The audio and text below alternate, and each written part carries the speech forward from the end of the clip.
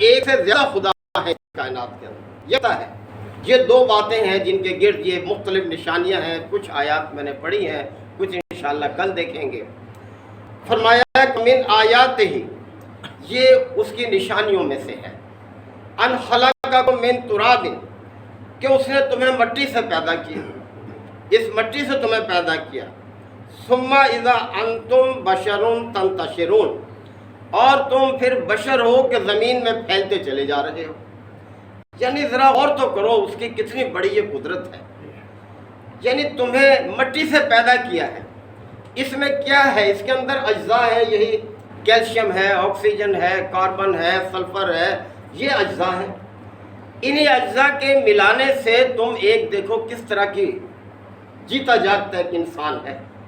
اب اس کے اندر کتنی یہ خاصیتیں موجود ہیں کہ اس کے اندر غصہ بھی ہے، اس کے اندر جو ہے محبت بھی ہے، اس کے اندر نفرت بھی ہے، اس کے اندر کتنی خاصیتیں ہیں۔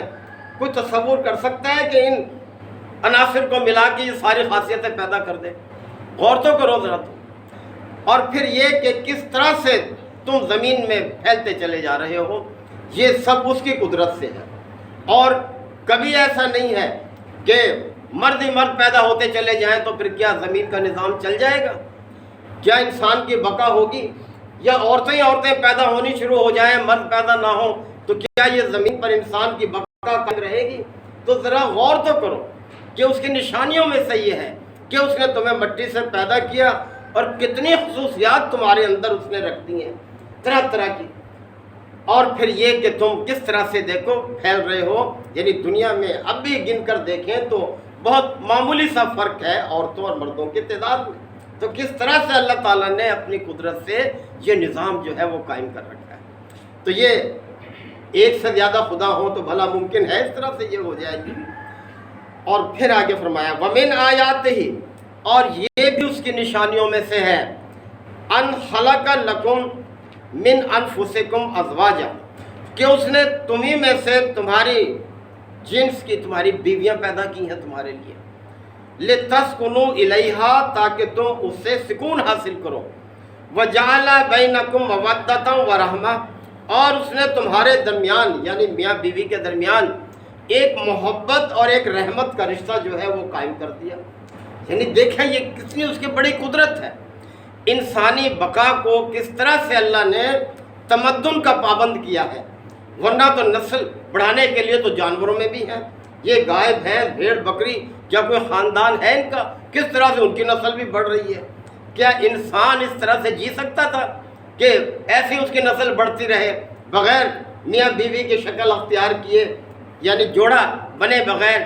جب دو بول ہی تو ہیں، کس طرح سے دیکھیں ایک رشتے کے اندر وہ منسلک ہو جاتے ہیں، اور جیسے ہی وہ بول ایک دوسرے کو قبول کرتے ہیں، آپس میں ایک محبت، ایک رحمت، ایک دوسرے کے لیے ایثار، ایک دوسرے کے لیے قربانی، کس طرح سے ساری خاندان کی منصوبہ بندی، کس طرح سے نسل کا آگے بڑھنا، یہ کیا ہے؟ سب اس کی قدرت ہے، اس کی نشانیوں میں سے ہے۔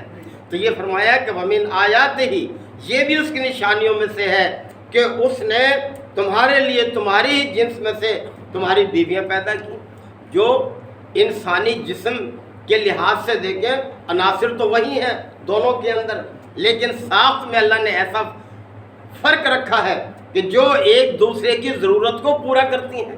تو کتنی بڑی اس کی قدرت ہے یہ جو ہے۔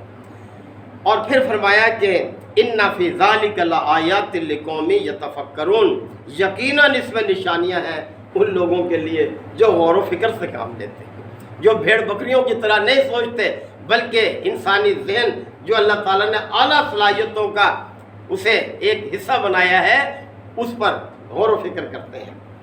پھر فرمایا وَمِنْ آیَاتِهِ خَلْقُ السَّمَاوَاتِ وَالْأَرْضِ، اور یہ بھی اس کی نشانیوں میں سے ہے ان آسمانوں اور زمین کی جو تخلیق ہے، وَاخْتِلَافِ أَلْسِنَتِكُمْ، اور تمہاری زبانوں کا اختلاف۔ دیکھیں کیا سبھی کی ایک ہی بولی ہے سب انسانوں کی؟ کس طرح سے دیکھیں مختلف زبانیں ہیں اظہار کے لیے، اپنے جو معافی ضمیر ہے اس کے اظہار کے لیے مختلف بولیاں اللہ تعالیٰ نے انسانوں میں رکھی ہیں، یہ اس کے نشانیوں میں سے ہے۔ وَأَلْوَانِكُمْ، اور اس طرح سے رنگوں کا اختلاف، یعنی کسی شخص کو دیکھ کے ہم پہچان جاتے ہیں یہ فلاں علاقے کا ہے، یہ افریقہ کا ہے، یہ چین کا رہنے والا ہے، یہ عرب کا ہے، یہ جو ہے بر صغیر کا ہے۔ یعنی کس طرح سے اللہ تعالیٰ نے صاف پیدا کی، یعنی یہ زبانیں اور یہ رنگ یہ سب تمہاری پہچان۔ ان فی ذالک لآیات للعالمین، یقیناً اس میں نشانیاں ہیں اہل علم کے لیے، دانشمند لوگوں کے لیے جو غور و فکر کرتے ہیں۔ وَمِنْ آیَاتِهِ مَنَامُكُمْ بِاللَّيْلِ وَالنَّهَارِ، اور یہ بھی اس کی نشانیوں میں سے ہے رات دن کو تمہارا سونا، نیند۔ یہ دیکھیں کیسی کیفیت ہے انسان کے اوپر، کس طرح سے یہ چھا جاتی ہے، اور وہ اپنے آپ کو پھر تر و تازہ محسوس کرتا ہے جب جاگتا ہے۔ تو اگر یہ نیند نہ ہو تو انسان تو کس طرح سے جی سکتا ہے؟ یعنی اس کے لیے کیسا اس نے ایک یہ صورتحال پیدا کر دی ہے کہ جب وہ تھک جاتا ہے تو اس کو نیند ستاتی ہے، وہ پھر اس کے ذریعے سے اپنے آپ کو تازہ کرتا ہے۔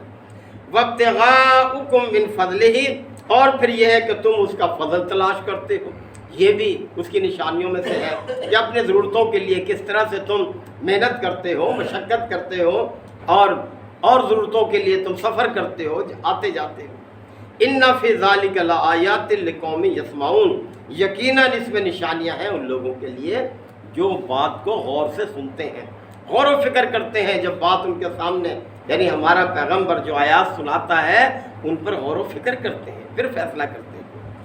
وَمِنْ آیَاتِهِ يُرِيكُمُ الْبَرْقَ خَوْفًا وَطَمَعًا، اور یہ بھی اس کی نشانیوں میں سے ہے کہ وہ تمہیں بجلی دکھاتا ہے، خوف کے ساتھ بھی طمع کے ساتھ بھی، دونوں صورتیں ہوتی ہیں۔ جب بجلی چمکتی ہے تو انسان میں خوف پیدا ہوتا ہے کہ خدا نہ خواستہ یہ ہمارے آشیانے پر نہ گر جائے، ہمیں یہ نقصان نہ پہنچا دے، اور طمع بھی ہوتا ہے کہ جب بجلی چمکتی ہے تو خوش ہوتے ہیں لوگ کہ چلو باران رحمت ہوگا، ہماری کھیتیاں جو ہیں وہ سیراب ہوں گی۔ تو دونوں جذبات ہوتے ہیں، دونوں احساسات ہوتے ہیں بجلی کی جب چمک ہوتی ہے۔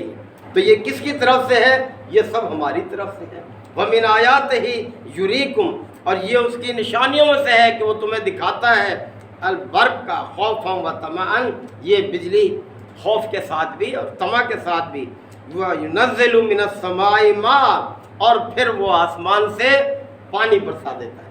یعنی کس طرح سے دیکھیں اس کی قدرت ہے، پانی میں خاصیت رکھی ہے، ہر درجہ حرارت پر پانی مائع سے بخارات میں تبدیل ہوتا رہتا ہے، ہر درجہ حرارت، لیکن جو درجہ حرارت بڑھتا ہے وہ شرح اس کی تیز ہو جاتی ہے، اور پھر کس طرح سے ہوائیں اس کو بخارات کو لے کر جاتی ہیں۔ یہ سب اللہ کا نظام ہے، اور پھر وہ گہرے ہو جاتے ہیں، کثیف ہو جاتے ہیں، اور پھر وہ ٹھنڈک سے دوبارہ مائع میں تبدیل ہو کر کس طرح سے ٹپکنے لگتے ہیں۔ یہ تمہاری آنکھوں کے سامنے ہے۔ تو فرمایا یہ اس کے نشانیوں میں سے ہے کہ وَيُنَزِّلُ مِنَ السَّمَاءِ مَاءً، کہ وہ آسمان سے پانی جو ہے وہ برساتا ہے۔ فَيُحْيِي بِهِ الْأَرْضَ بَعْدَ مَوْتِهَا، اور پھر اس کے ذریعے سے مردہ پڑی زمین کو زندگی بخش دیتا ہے۔ کیسے زمین سرسبز و شاداب ہو جاتی ہے۔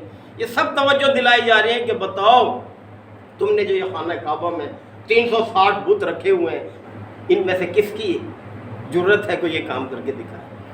پھر بھی تم ان کی پوجا کرتے ہو، ان کی سیوا کرتے ہو، ان کے آگے جھکتے ہو، اللہ کے ساتھ شریک ٹھہراتے ہو۔ کیا ہو گیا تمہاری عقل کو، تمہاری سوچ کو، تمہاری فکر کو؟ ان فی ذالک لآیات لقوم یعقلون، یقیناً اس میں نشانیاں ہیں ان لوگوں کے لیے جو عقل سے کام لیتے ہیں۔ دیکھیں بار بار ہر دفعہ مختلف لفظ استعمال کیا اللہ تعالیٰ نے۔ کہیں فرمایا کہ اس میں نشانیاں ہیں عقل والوں کے لیے، کہیں استعمال کیا کہ اس میں نشانیاں ہیں سننے والوں کے لیے، اور کہیں اللہ تعالیٰ نے استعمال کیا اس میں نشانیاں ہیں علم والوں کے لیے۔ تو اور پھر اس طرح سے اس میں نشانیاں ہیں ان لوگوں کے لیے یتفکرون، جو غور و فکر کرتے ہیں۔ یہ تو محترم بھائیو، یہ ساری باتیں اللہ تعالیٰ نے ہمارے لیے ہدایت کے لیے بیان کی کہ انسان ایک خدا کا پرستار رہے، اسی کا شکر گزار بنے۔ پیدا اس نے کیا ہے، وہ سب کو ضرورتیں پوری کر رہا ہے، اور وہی کائنات کا بادشاہ ہے، وہی حکمرانی کر رہا ہے، لہذا بندگی بھی اسی کی ہونی چاہیے۔ اللہ تعالیٰ ہم سب کو عمل کی توفیق عطا فرمائے۔ الحمدللہ وکفا وسلام علی عبادہ الذین اصطفیٰ۔ ربنا آتنا فی الدنیا حسنہ وفی الآخرۃ حسنہ وقنا عذاب النار وادخلنا الجنة مع الأبرار یا عزیز یا غفار یا رب العالمین. اللہم انک عفو کریم تحب العفو فاعف عنا. اللہم من احییتہ منا فاحیہ علی الاسلام ومن توفیتہ منا فتوفہ علی الایمان. یا شافی الامراض اشف مرضانا ومرضى المسلمین. یا قاضی الحاجات اقض حاجاتنا وحاجات المسلمین. اللہم اعز الاسلام والمسلمین. اللہم دمر اعداء الدین. ربنا تقبل منا انک انت السمیع العلیم وتب علینا انک انت التواب الرحیم. صلی اللہ تعالی علی خیر خلقہ محمد وآلہ وصحبہ اجمعین.